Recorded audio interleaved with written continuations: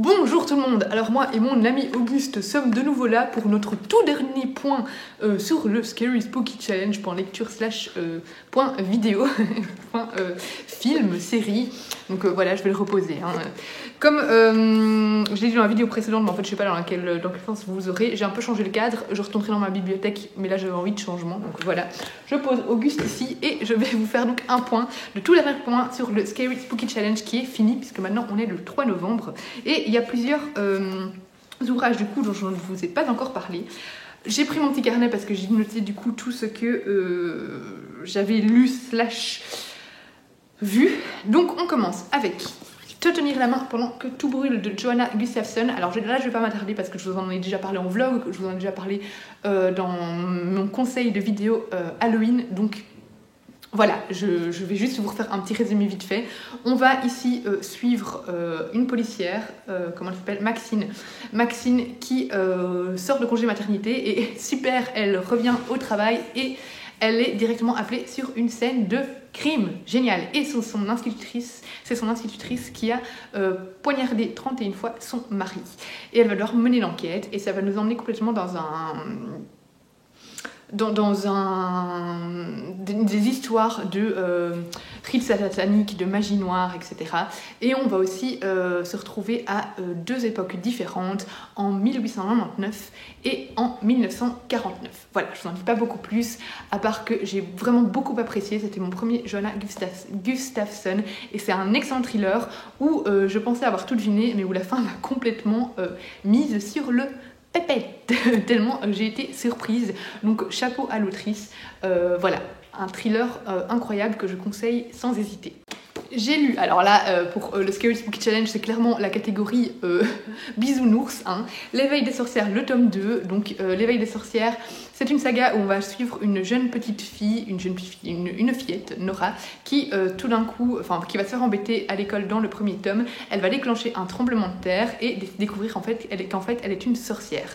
Et elle va découvrir qu'elle n'est pas la seule sorcière de son école et elle va se faire du coup deux amies. Et une de ses institutrices, une de ses profs, en fait, la prof de musique, est également une sorcière et va s'occuper de leur apprentissage. Dans le tome 1, on se concentrait sur le féminisme. Ici, on va se concentrer sur Maëlys, donc une des apprenties sorcières, qui va devenir tout d'un coup bizarre, qui va plus se comporter normalement, qui va arriver en retard en cours, dans les cours de sorcellerie, et voilà, elle va avoir un comportement étrange et Nora va essayer d'enquêter un peu pour savoir pourquoi. C'était très chouette. Alors j'ai préféré le tome 1, mais j'ai quand même beaucoup apprécié ce tome 2 qui se concentre sur l'acceptation de soi, le divorce, on aborde vraiment des thèmes assez intéressants, surtout abordés avec les jeunes, les ados, les enfants. Et de nouveau, on a toute cette bienveillance, tous ces personnages variés, toute cette inclusivité qui est intégré au roman de manière très naturelle. Voilà, on a un personnage qui est sourd, on a un personnage qui est gros, on a des personnages LGBTQI+, on a le tout, mais vraiment mis de manière naturelle, réaliste. Ce sont des personnes qui sont dans notre société. Notre société n'est pas faite uniquement de personnes minces, blanches, parfaite santé. Et du coup, ici, l'autrice pense vraiment à intégrer tout ce panel de personnages qui existent tout simplement, et je trouve ça vraiment génial, surtout pour les enfants, pour les adultes aussi, mais voilà, c'était un très chouette livre que j'ai beaucoup aimé et qui se lit en 2h30 si vous êtes un adulte, un peu plus long si vous êtes un enfant. Je sais pas à partir de quel âge c'est, mais voilà, c'est génial comme premier roman. Alors, j'ai vu la saison 3 de You. Alors, je sais pas si dans les séries, je sais plus si c'est censé être une saison complète qui valide un palier ou s'il fallait regarder toute la série. Moi, je veux dire que c'est la saison. Donc, j'ai vu la saison 3 de You. Alors, c'est drôle parce que j'étais très réticente par rapport à cette saison 3. Pour moi, c'est une série de nouveau qui tire en longueur juste parce qu'elle fonctionne. Et finalement, j'étais agréablement surprise. Alors, j'ai vu que les avis étaient assez mitigés. Il y en a qui ont adoré comme moi et il y en a qui ont détesté. Moi, j'ai adoré avoir ce couple. Bon, je vous en dis pas beaucoup plus. Mais voilà, j'ai adoré voir ce couple complètement taré où chacun s'accuse l'un l'autre des faits de l'autre. Alors que, ils sont tous tous les deux aussi mauvais, l'un que l'autre. Et voilà, j'ai vraiment adoré cette série, cette saison. Alors, elle n'était pas toujours très réaliste.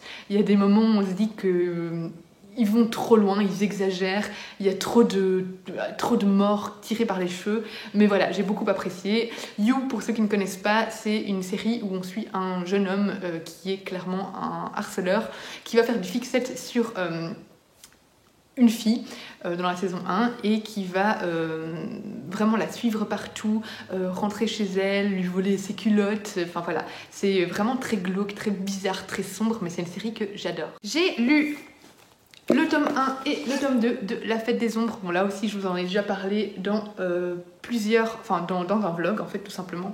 C'est une saga, c'est une duologie, en fait. Donc, ça finit vraiment avec ce tome 2. C'est le tome 1, c'est le tome 2 que j'ai vraiment apprécié. C'est une évasion dans le Japon, mais le Japon vraiment rural. Le Japon campagnard, dans les montagnes, vraiment dans les paysages dépaysants, vraiment dépaysants, dans le folklore japonais, dans ses légendes, dans ses fêtes locales.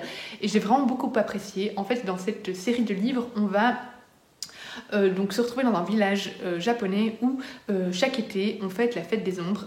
Et en fait, ce sont des personnes, quelques villageois, qui recueillent des âmes errantes, des âmes de défunts qui n'ont pas pu rejoindre l'autre monde. Et ils ont tout oublié de leur passé, de leur mort. Et du coup, ces personnes qui s'en occupent vont les aider à se souvenir et à passer dans l'au-delà. Et vraiment, j'ai beaucoup aimé, c'était très émouvant. Les planches sont super belles, c'est aquarellé. On a une palette de couleurs qui s'adapte complètement en fonction de l'émotion des personnages, des saisons, parce qu'ici on commence avec automne-hiver et la printemps-été. Et tout simplement les événements. Et c'est une duologie que je suis ravie d'avoir découverte et que j'ai trouvé juste magnifique. C'est d'une très grande qualité. Alors, j'ai lu, mais je ne l'ai pas noté du coup parce que je l'ai abandonné à la moitié à peu près, voire un peu plus. Le Cauchemar d'Innsmouth de H.P. Lovecraft. Alors j'ai abandonné parce que l'histoire ne m'intéressait pas du tout.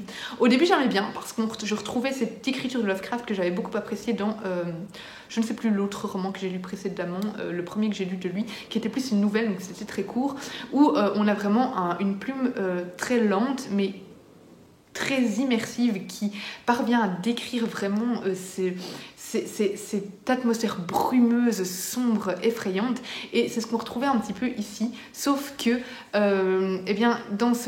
dans le Cauchemar d'Innsmouth, je ne me suis pas intéressée à l'intrigue et je m'ennuyais, donc j'ai complètement abandonné. Par contre, j'ai lu l'Agence Lovecraft alors là j'ai pas noté les auteurs, je vous mettrai de toute façon un visuel parce que je l'ai lu en version e-book, qui est présélectionné pour le Plib, mais j'ai détesté, j'ai failli abandonner, mais voilà. En fait, il se passe notamment à Innsmouth, et on est beaucoup trop plongé directement dans l'action, on nous présente pas les personnages, c'est très court, c'est un livre jeunesse, mais en fait, il n'y a pas d'installation de l'intrigue. C'est vraiment, on commence le livre et on est directement dans l'action, dans des kidnappings, dans des scènes avec des monstres. En plus, c'est des monstres vraiment bizarres, vous avez un peu tentaculaires et tout ça, donc c'est pas du tout ce que j'aime. Et j'ai pas aimé le texte du tout, j'ai pas apprécié. Voilà, au niveau du résumé, on va suivre en fait des personnages qui se sont fait kidnapper et une agence qui essaye de combattre un peu le mal. Voilà, j'ai pas très envie de vous résumer parce que c'est très court et comme je vous le dis, on est directement dans le truc, donc globalement on se concentre un peu sur les écrits de Lovecraft, mais parce qu'on retrouve ces villes, on retrouve ces monstres. Mais vu que j'ai pas lu assez de Lovecraft, je sais pas, j'ai pas vu spécialement tous les clins d'œil qu'il y avait dedans. Mais notamment, il y a le Chulu, le monstre le plus célèbre de Lovecraft. Mais de nouveau, j'ai rien lu sur... c'est peut-être dans Innsmouth, c'est le Cauchemar d'Innsmouth, mais vu que j'ai abandonné, j'en sais rien. Voilà, moi personnellement j'ai pas aimé et j'ai failli abandonner, mais vu qu'il était très court, j'ai été quand même jusqu'à la fin. Et alors finalement, avant-hier du coup, j'ai fini le challenge avec le film le premier film, hein, j'ai pas encore vu le 2, donc celui avec les enfants, la version de 2017 que j'ai adoré. Alors ils ont fait pas mal de changements, je trouve, enfin pas mal, quelques changements par rapport au livre. Maintenant le livre, j'ai lu il y a assez longtemps, du coup il était un peu flou dans ma tête, mais ils ont notamment changé la fameuse scène qui a fait polémique dans le tome 2 a raison d'ailleurs, hein, cette scène que je n'ai pas comprise et qui a fait que le deuxième livre m'a moins plu que ce que je pensais, parce que cette scène était très bizarre, même si globalement j'ai adoré la saga. Alors pour ceux qui ont lu ça, on fait pas comme dans le livre, dans la duologie, on commence ici dans le film avec les enfants et puis on aura les adultes dans le deuxième film, alors que c'est le contraire dans les livres. Voilà, j'ai beaucoup aimé les acteurs, le clown est parfait, vraiment, il était génial, effrayant à souhait, moi qui déteste les clowns en plus, j'étais satisfaite. Voilà, très bon film, j'ai adoré voir qu'un des acteurs de Stranger Things était dedans, mais en beaucoup plus jeune du coup. Il est trop mignon. Voilà, les enfants sont... les acteurs qui jouent les enfants sont super doués. J'ai beaucoup aimé. C'est un film d'horreur qui est accessible parce qu'il n'est pas non plus effrayant, vraiment à ne pas savoir dormir la nuit. Même moi qui déteste les clowns, ça va, je m'en suis remise assez vite. Mais on a quand même cette petite dose de stress qu'on cherche dans les films d'horreur, donc je vous le conseille vraiment si vous avez envie de frissonner un petit peu. Voilà, c'est tout pour le Scary Spooky Challenge. J'ai vraiment aimé participer, j'espère que Céline l'organisera de nouveau l'année prochaine. Comme d'habitude, n'hésitez pas à me dire si vous avez lu / vu un de ces livres, une de ces séries, un de ces films. On se retrouve en commentaire et on se retrouve surtout dans une prochaine vidéo. Bisous!